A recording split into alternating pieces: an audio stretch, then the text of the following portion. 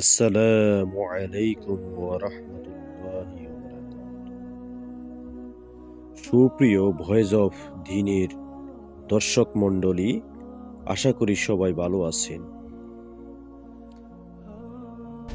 আজকে আরেকটি গল্প নিয়ে আপনাদের মাঝে হাজির হলাম। আমরা বর্তমানে এমন এক সময়ে আছি, যে সময়টা হলো অত্যন্ত ফিতনার।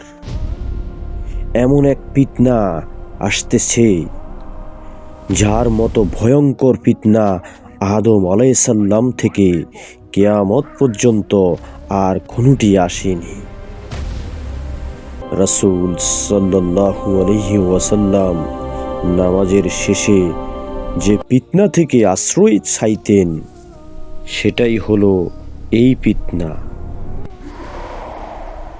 সে এমন এক সময় আসবে, যখন মানুষ সত্য চিনবে না, মিথ্যাকে সত্য ভাববে, আর সত্য বললে বলবে তুমি ভুল।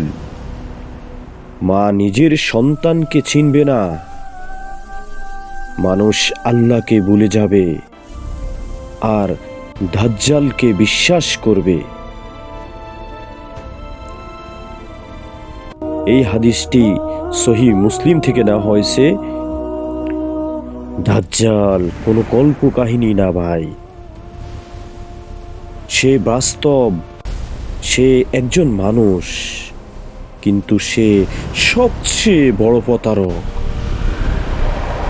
রাসূল সাল্লাল্লাহু আলাইহি ওয়াসাল্লাম বলেছেন, দাজ্জাল হবে এক চোখ কানা, আর এক চোখ হবে শুকনো আঙ্গুরের মতো, আর কপালে লেখা থাকবে কাফির। কিন্তু ভয়ঙ্কর কথা হলো, শুধু মুমিনরাই সেটা পড়তে পারবে। দাজ্জাল এর জন্ম এবং অবস্থান নিয়ে এখন কথা বলবো। সাহাবীরা একদিন নবী সাল্লাল্লাহু আলাইহি ওয়াসাল্লামকে প্রশ্ন করলেন, ইয়া রাসূলুল্লাহ, দাজ্জাল এখন কোথায়? তখন রাসূল সাল্লাল্লাহু আলাইহি ওয়াসাল্লাম বলেন, সে এখনো জীবিত এবং একটি দ্বীপে শৃঙ্খলাবদ্ধ।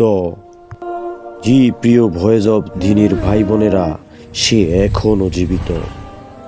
সে এখনো অপেক্ষা করছে আপনার আমার ইমানের দুর্বল মুহূর্তের। প্রিয় দ্বীনী ভাই বোনেরা, যদি এখন পর্যন্ত শুনে আপনার হৃদয় কেঁপে ওঠে, তাহলে এই ভিডিওতে একটি লাইক দিন।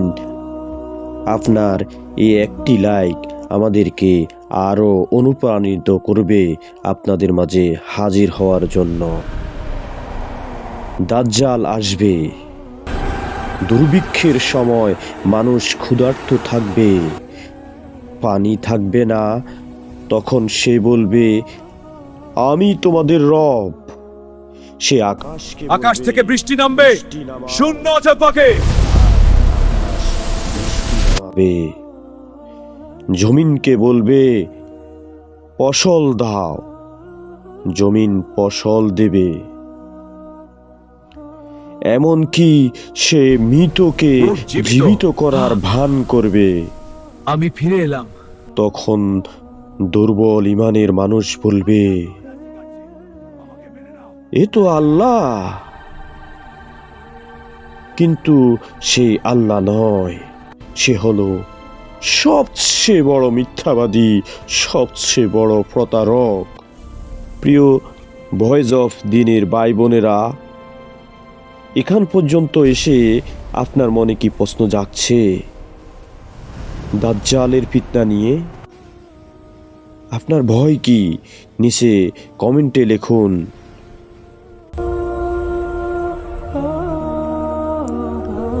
রাসূল সাল্লাল্লাহু আলাইহি ওয়াসাল্লাম আমাদের ছেড়ে যাননি অন্ধকারে। তিনি বলে গেছেন, এই দাজ্জাল থেকে আমরা কিভাবে মুক্তি পাব, সেই সম্পর্কে এখন আপনাদের সাথে বিস্তারিত কিছু আমলের কথা বলবো এবং দোয়ার কথা বলবো। এই পাঠটি আপনাদের জন্য হতে যাচ্ছে অত্যন্ত গুরুত্বপূর্ণ, কারণ দাজ্জাল থেকে আমরা যদি রক্ষা পেতে হয় তাহলে এই আমলগুলো আপনাকে অবশ্যই করতে হবে। তাই দেরি না করে এখনই শুরু করছি। রাসূল সাল্লাল্লাহু আলাইহি ওয়াসাল্লাম বলে গেছেন, সূরা কাহাফের প্রথম 10 আয়াত যে ব্যক্তি মুখস্থ করবে সে দাজ্জাল থেকে নিরাপদে থাকবে। সহিহ মুসলিম 809।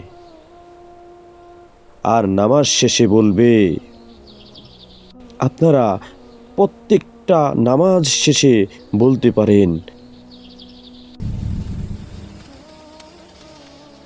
আল্লাহুম্মা ইন্নী আউযু বিকা মিন ফিতনাতিল মসিহিদ দাজ্জাল। অর্থাৎ, হে আল্লাহ, আমি তোমার কাছে আশ্রয় চাই মসিহ দাজ্জালের ফিতনা থেকে। আমার হুকুমে আকাশ থেকে বৃষ্টি নামবে। হাদিসে এসেছে দেখো আমার ভয়াবহতা। যে দাজ্জালের ফিতনা থেকে আকাশ থেকে বৃষ্টি রক্ষা নামবে। পাওয়ার জন্য শূন্য জবাকে। এই দোয়া পড়া খুবই গুরুত্বপূর্ণ। প্রিয় ভয়েস অব দিনের ভাই বোনেরা, যদি আপনি এই চ্যানেলে নতুন হয়ে থাকেন, এই চ্যানেলটি এখনই সাবস্ক্রাইব করুন এবং বেল আইকন অন করে রাখুন, কারণ এমন সুন্দর কন্টেন্ট পাওয়ার জন্য, এমন সুন্দর কন্টেন্ট এই পারে আপনার ঈমানকে আরও মজবুত রাখতে। ইনশাআল্লাহ আপনাদের মাঝে আরও কুরআন হাদিসের গল্প নিয়ে আসব। তাই এখনই দেরি না করে বেল আইকন অন করে দিবেন।